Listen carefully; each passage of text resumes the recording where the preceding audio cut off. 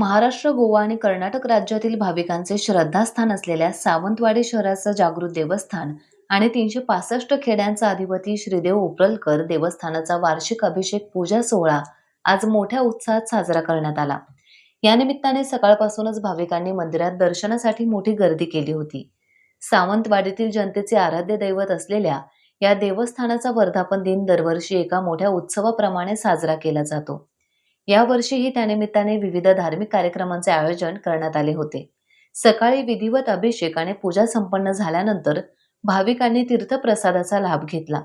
या उत्सवानिमित्त रात्री नामांकित भजनी कलाकारांच्या भजनाचा कार्यक्रम होणार असून त्यानंतर सावंतवाडी येथील महापुरुष दशावतार नाट्य मंडळाचा नाट्यप्रयोग सादर केला जाणार आहे.